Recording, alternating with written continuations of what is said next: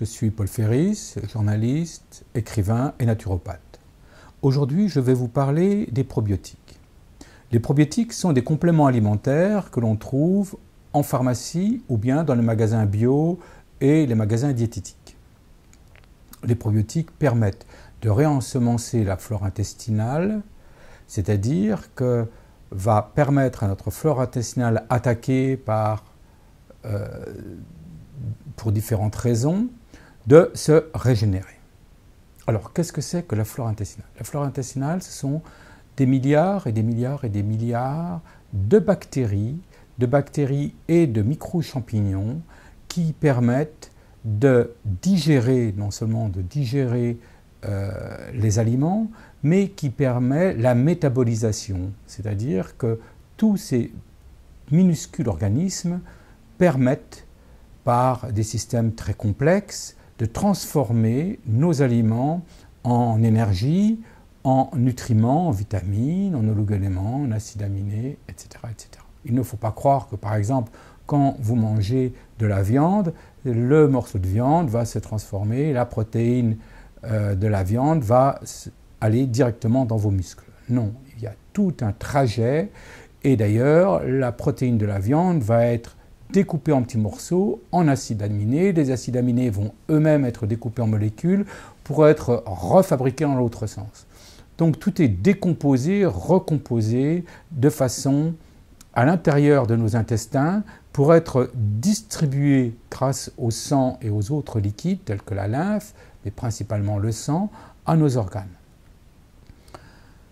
Si cette flore microbienne, c'est-à-dire si ces bactéries et si ces champignons sont en mauvaise santé, à ce moment-là, il va y avoir un déséquilibre et vous allez être fatigué, vous allez être déprimé. Il y a une relation directe entre les intestins et une mauvaise flore intestinale avec des épisodes de dépression. Vous allez dormir mal. Bien sûr, vous allez aussi mal digérer. Vous allez avoir un mauvais transit. Donc, il y a des dizaines et des dizaines d'indications qui vous amènent à prendre des probiotiques. Qu'est-ce qui détruit notre flore intestinale? Ce qui la détruit, ce sont déjà les médicaments chimiques.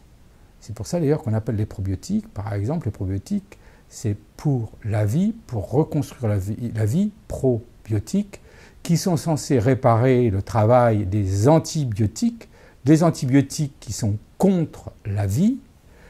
Et parce que les antibiotiques tuent les microbes, ils vont tuer une partie de la flore intestinale. Ils ne vont pas tuer tout, mais ils vont tuer un certain nombre en tuant les mauvaises bactéries, ils vont en tuer aussi des bonnes. Et ils vont amener un déséquilibre, ces médicaments chimiques vont amener un déséquilibre, c'est-à-dire que certaines bactéries vont être plus puissantes que les autres et ainsi on va avoir par exemple d'autres troubles.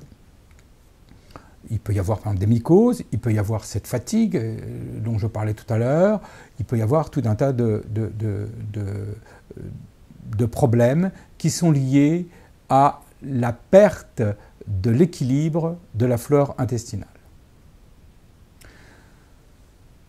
Il peut y avoir d'autres raisons, ce n'est pas seulement les médicaments. Il peut y avoir la grossesse, il peut y avoir la maladie, il peut y avoir la fatigue, il peut y avoir la dépression, il peut y avoir un choc émotionnel, il peut y avoir une mauvaise alimentation, c'est-à-dire il peut y avoir une intoxication alimentaire, il peut y avoir des tonnes de raisons qui font que la flore microbienne, d'un seul coup, va être déséquilibrée. Il y a aussi la chute des défenses immunitaires.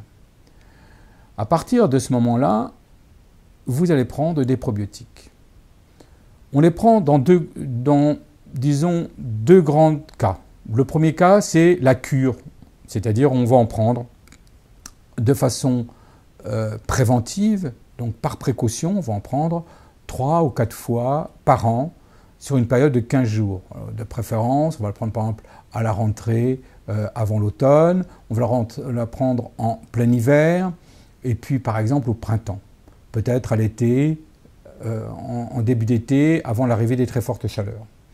Donc les probiotiques vont permettre à la flore intestinale, vont donner un coup de fouet à la flore intestinale et vont vous permettre de retrouver votre forme, et aussi bien physique que psychique et qu'intellectuelle.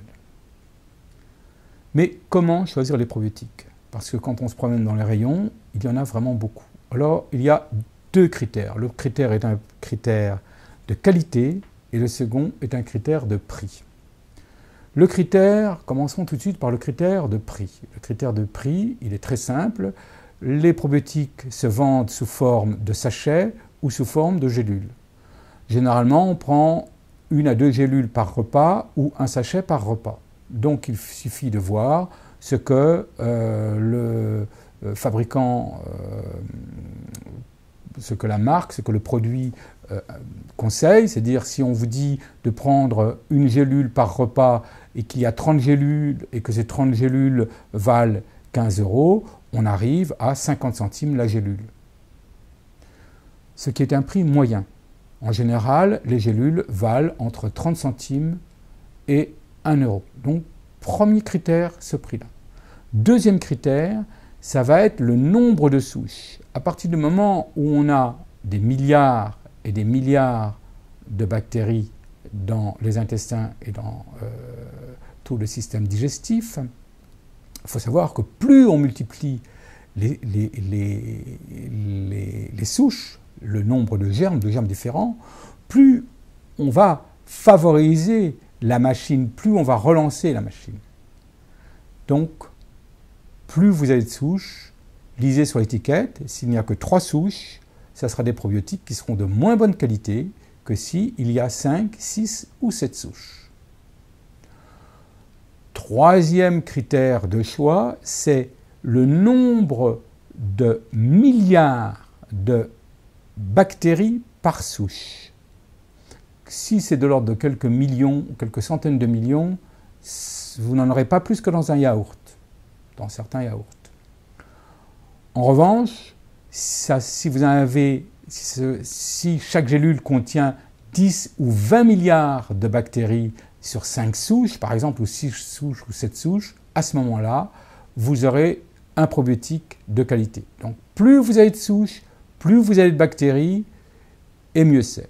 Et enfin, il y a un dernier critère qui est l'enrobage. Il faut savoir que quand vous allez avaler vos probiotiques, eh bien, les sucs gastriques et le reste des bactéries vont s'attaquer directement à ces bactéries qui sont que vous avalez dans les probiotiques. Il faut savoir aussi que les bactéries que vous avalez dans les probiotiques ne sont pas vivantes, elles sont lyophilisées, c'est-à-dire elles ne deviennent vivantes qu'une fois ingérées.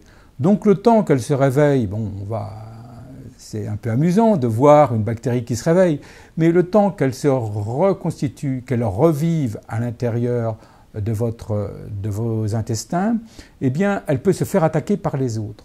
Donc, de nombreux probiotiques sont enrobés, soit de pectine, soit de gomme d'acacia. Donc, voici le dernier critère. Voilà, maintenant, vous savez comment faire pour choisir vos probiotiques et n'hésitez pas à en faire des cures. Et si vous êtes malade et si vous avez une maladie grave,